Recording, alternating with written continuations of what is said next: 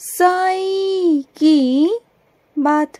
बच्चे देखो, अपनी अंदर की चाहतों को खत्म मत करो, बिल्कुल खत्म मत करो। तुमने जीने की चाह ही छोड़ दी है मेरे बच्चे, ऐसा मत करो। मैं जानता हूँ कि तुम्हारा कोई अपना नहीं, कोई तुम्हारा साथ नहीं देता, सिर्फ तुम अपने आप को अकेला महसूस करते हो हर पल हर वक्त। तुम्हारे अपने होते हुए भी ना तुम्हारे अपने हैं ही नहीं।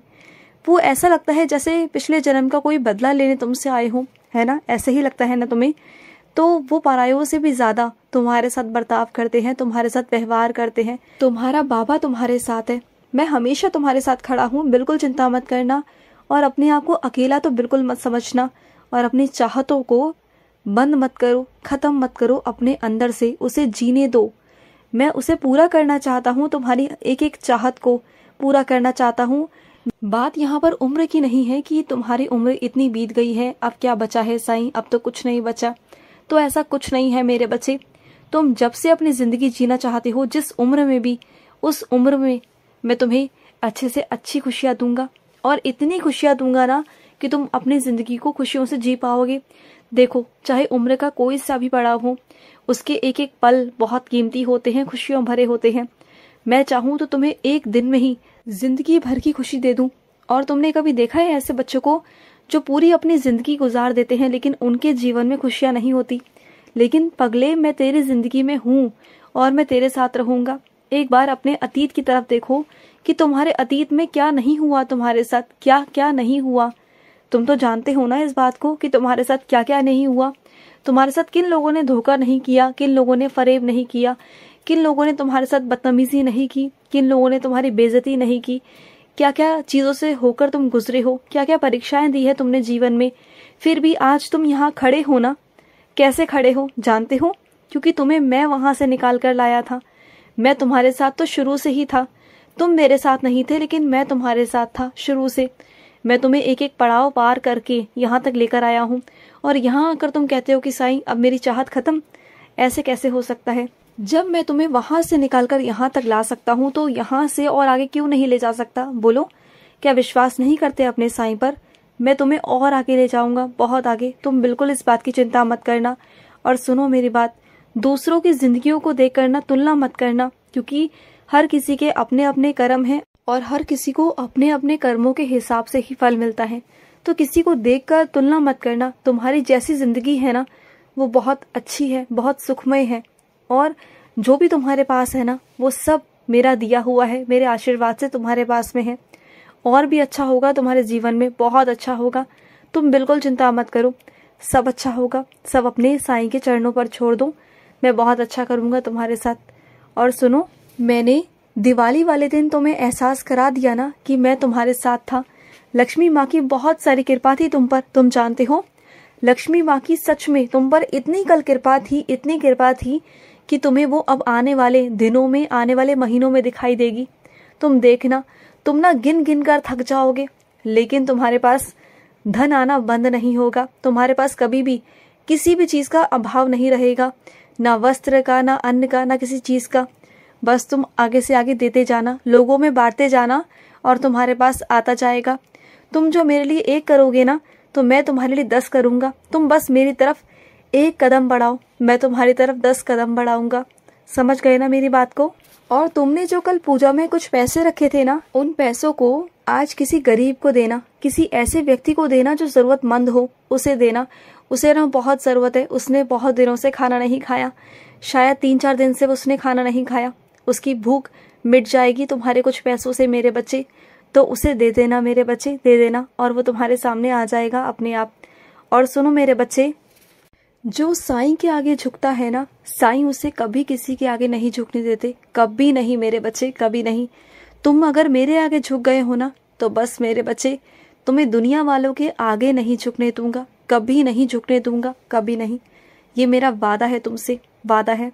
और सुनो, तुम्हारे पास कहीं से मेरा प्रसाद आने वाला है, वो प्रसाद को ग्रहण करना और अपने पूरे परिवार में देना मेरे बच्चे, पूरे परिवार में, ठीक है ना? तुम ना बहुत परेशान हो, मैं जानता हूँ तुम बहुत परेशान हो होकर मुझसे कहते होगे बाबा मेरी बात सुनी आपने, मेरी बात सुनी? तो हाँ, मैंने तुम्हारी बात सुनी है मेरे बच्चे, मैं सुन रहा हूँ तुम्हारी बातों को, मैंने तुम्हारे एक एक शब्दों को सुना है। मैं जानता हूँ कि तुम मुझसे क्या चाहते हो, मैं सब जानता हूँ, मैंने सब सुन लिया है, लेकिन मैं करूँगा अपने हिसाब से। देखो, जब तुमने सब कुछ मुझ पर समर्पित कर दिया है, जब तुम मुझ पर विश्वास करते हो, तो बाबा पर इतना विश्वास रखना कि तुम्हारा बाबा जो करेगा तुम्हारे लिए वो सही करेगा। तो बिल्कुल चिंता मत करना, और वो सही समय पर ही होगा। मैंने सुन लिया है, मैं सही समय आने पर सब कुछ कर दूंगा। और सुनो मेरी बात, तुमने जिससे परिश्रम करवाया है ना, उसकी मेहनताना उसे दे देना। देखो, उसका मेहनताना रख कर अपने पास रख करना, ये चीज़ गलत है मेरे बच्चे, उसे रखना मत, उसे दे देना। तुम्हें क्या लगता है कि तुम अगर उसका मेहनताना नहीं दोगे तो तुम ज़्यादा अमीर हो जाओगे, ज़्यादा पैसे वाले बन जाओगे? नहीं, बिल्कुल नहीं। बल्कि अगर तुम उसका रखोगे ना, तो तुम्हारा वो पैसा कहीं ना कहीं निकल जाएगा। तो पहले से ही उसका जो मेहनताना है उसे दे दो मेरे बच्चे।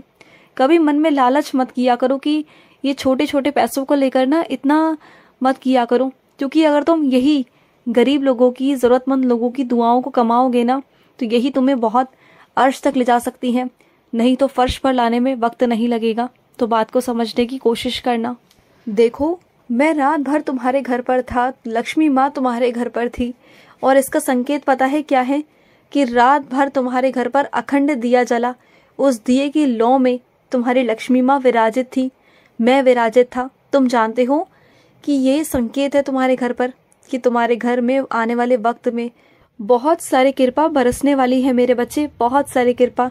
और सुनो, तुमने स्तवन मंजरी पढ़ना छोड़ दिया। तुम पहले मेरी स्तवन मंजरी बहुत पढ़ते थे, लेकिन अब तुमने बिल्कुल स्तवन मंजरी पढ़ना छोड़ दिया। तो छोड़ा क्यों मेरे बच्चे, छोड़ा क्यों? दोबारा से पढ़ना शुरू करो। मैं जानता हूँ उसमें थोड़ा वक्त लगता है तुम्हें, लेकिन पढ़ो मेरे बच्चे, पढ़ो, ये ज़रूरी है तुम्हारे लिए। जब मुझे लगता है ना जो ज़रूरी चीज़ें होती हैं, तभी मैं तुमसे कहता हूँ। देखो, दोबारा से पढ़ना शुरू करो। और सुनो, जो तुम्हारे घर में ना छोटा सा मेहमान आया हुआ है ना, नन्हे बालक के रूप में छोटा सा, चाहे वो तुम्हारे घर का हो या किसी और के घर का, लेकिन वो मेरा ही रूप लेकर तुम्हारे घर पर आया है मेरे बच्चे। उसे बहुत सारा प्यार देना मेरी तरफ से और तुम्हारी तरफ से भी। उसका अच्छे से स्वागत करना, क्योंकि वो मेरा ही रूप है तुम्हारे घर पर जो आया हुआ है।